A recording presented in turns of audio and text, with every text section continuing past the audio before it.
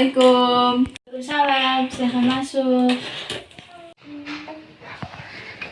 Silahkan duduk. Terima kasih Kak. Baik, bagaimana kabar kamu hari ini? Alhamdulillah baik. Mohon maaf sebelumnya, hari ini Kakak ada waktu senggang nggak ya? Syukurlah. Oh, kebetulan hari ini saya sedang tidak kesibukan apa-apa. Jadi, apakah ada yang bisa saya bantu? Jadi gini Kak, maksud kedatangan saya di sini itu untuk melakukan konseling dengan Kakak. Oke, baik. Sebelumnya kamu perkenalan dulu ya. Dengan Mbak siapa kalau boleh tahu? Nama saya Alia. Dari prodi apa ya? Saya dari Prodi Manajemen. Baiklah, dengan Mbak Alia. Sebelumnya, apakah sudah mengikuti konseling? Belum pernah Kak. Oh, jadi belum ya?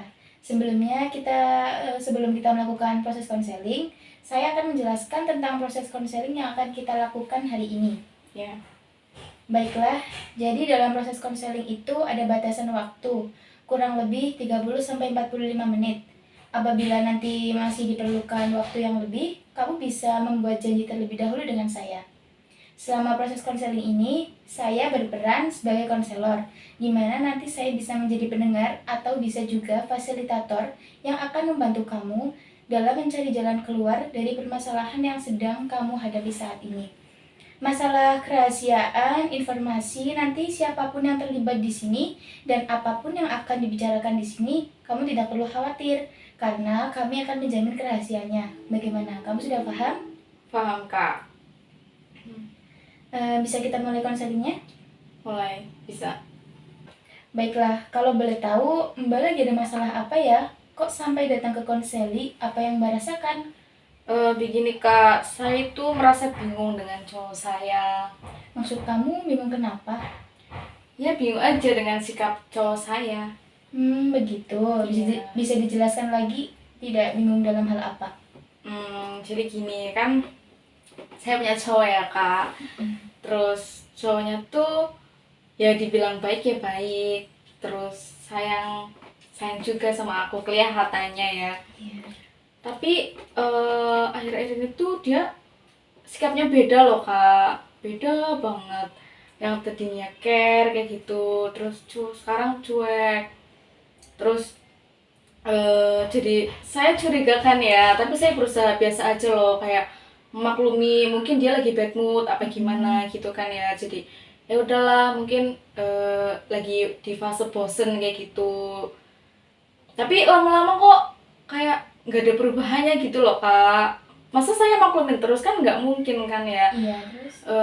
Semakin sini kok semakin bedanya tuh langsung beda drastis kayak gitu loh. Terus saya selidiki, ternyata itu cowok saya selingkuh kan. Terus saya berusaha diam aja, masih diam nih, masih cukup tahu aja kayak gitu kan. Dulu juga kayak gitu sebelumnya pernah kan, bahkan nggak cuma 1 kali sih, udah ada 3 kali mungkin ya Kak. Saya masih bisa memaafkan dan ya udah balik lagi kayak seolah-olah tuh nggak ada apa-apa. Dibilang sakit ya sakit, cuma kan rasa sakitku tuh nggak seberapa dari rasa sayangku itu loh. Jadi aku mau ninggalin dia juga berat, mau bertahan juga berat, tahu kan ya kayak gitulah Kak. Jadi menurut Kakak gimana sih, aku tuh harus gimana kayak gitu loh. Sedangkan bertahan sakit, pergi juga sulit kayak gitu kan pada intinya. Dan semua masalah itu tuh ngaruh banget sama kehidupanku, kayak jadi nggak semangat buat kuliah, terus kayak mau jalanin sehari-hari tuh kayak berat banget, kayak sakit kayak gitu loh, rasa mau ngapain tuh kayak sakit kayak gitu kan ya Kak, paham sendiri lah ya. Aku tuh nggak pengen kayak kuliahku tuh keganggu karena cuma cinta gitu loh, tapi emang nyatanya tuh berat banget buat nyembuhin semuanya. Dan gimana sih caranya biar cowok itu tuh nggak kayak gitu terus, nggak selingkuh. Mungkin aku percaya bahwa cowokku tuh bisa berubah, entah itu kapan bisa, aku percaya. Tapi dari dulu nyatanya apa, dia kayak gitu, selingkuh terus. Udah saya maafkan, kayak gitu lagi. Bahkan lebih dari 2 kali itu menurutku hal yang gak wajar sih. Cuma yang namanya sayang sih, gimana ya Mbok. Ya mungkin kayak gitu sih Kak, sedikit cerita masalahku yang akhir-akhir itu ganjal banget di pikiranku, yang enggak apa ya, jadi bikin aku tuh malas ngapa-ngapain, dan buat kuliah pun malas berangkat, kayak percuma aku hidup kayak gitu loh, sealai itu kan, sepengaruh itu cowok bagiku. Ya mungkin segitu sih, menurut kakak bagaimana? Ya, saya memahami perasaanmu. Jadi tuh, sifat manusia itu gampang berubah. Kita boleh sayang sama seseorang, tapi kita jangan terobsesi dengan orang itu walaupun dia kekasih kita. Karena yang berlebihan itu tidak baik. Kalau dengar dari cerita Mbak tadi, sebaiknya tuh Mbak menyadari kalau laki-laki tersebut nggak baik buat Mbak, nggak baik juga buat kesehatan mental Mbak. Mbak tadi kan bilang kalau masalah itu ngaruh ke kegiatan keseharian Mbak. Menurut saya sih wajar ya kalau ngaruh. Ya soalnya itu kan manusiawi. Tapi Mbak harus ingat gimana perlakuan cowok Mbak waktu Mbak disakitin. Entah itu dari perselingkuhan, sikap, ataupun cara bicara dia saat marah. Jadi Mbak jangan stuck di zona tersebut. Mbak harus keluar dari zona itu. Karena nggak baik buat kesehatan mental Mbak. Mbak tuh bisa loh menyibukkan diri dengan mengikuti kegiatan di kampus. Entah itu mengikuti organisasi maupun komunitas. Gimana Kak? Begitu?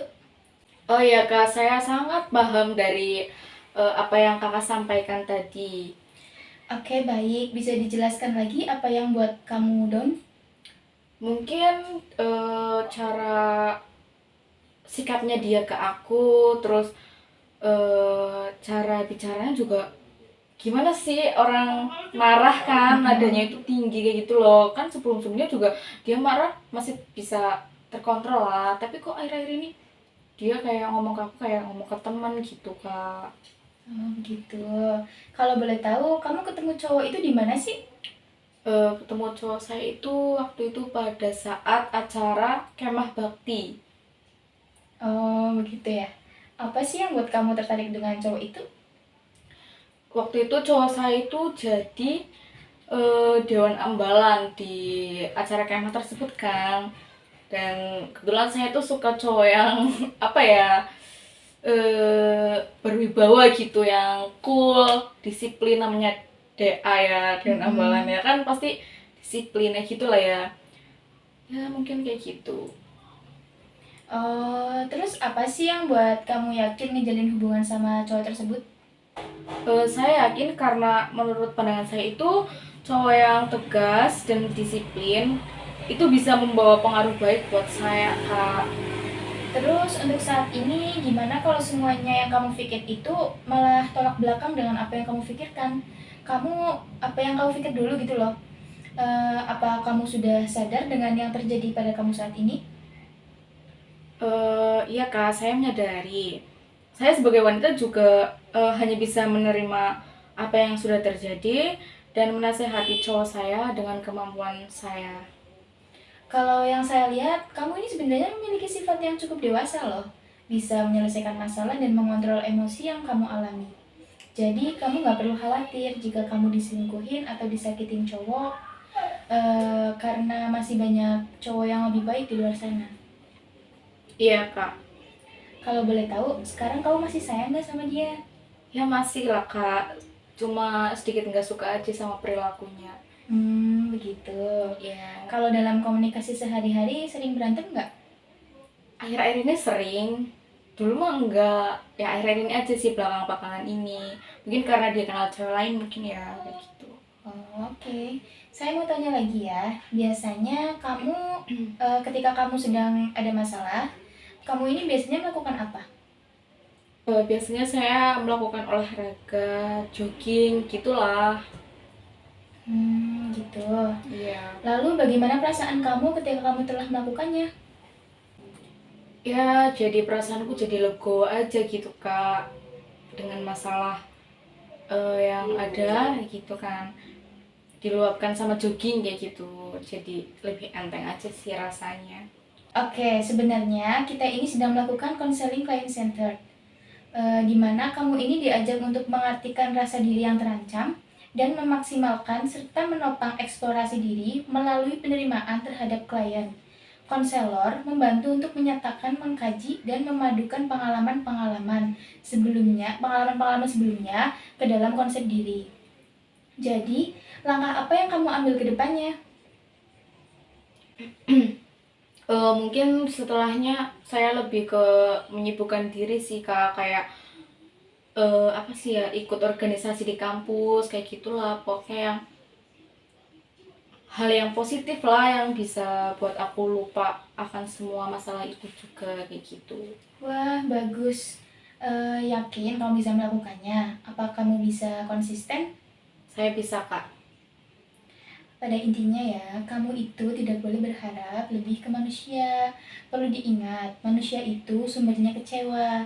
Kamu juga punya Tuhan yang selalu ada ketika kamu terpuruk. Iya Kak, baik. Saya rasa kamu sudah menemukan solusinya sendiri, dan saya rasa sesi konseling ini sudah bisa diakhiri ya. Namun, bila ada yang masih mengganjal, kita bisa dibicarakan di pertemuan lain. Bagaimana, Kak? Baik Kak, siap. Baik, jika sudah cukup dan tidak ada lagi yang disampaikan, mungkin saya kira akan menutup sesi konseling ini. Jadi, selain dibatasi waktu, kita juga sepakat untuk mengakhiri konseling karena dirasa sudah menemukan pemecahan masalahnya. Terima kasih sudah bekerja sama selama proses konseling. Baik, terima kasih banyak Kak sebelumnya sudah mengasih saya sedikit apa ya, saran gitu ya Kak. Ya, sama-sama. Ya, terima kasih Kak. Saya pamit dulu ya Kak. Ya.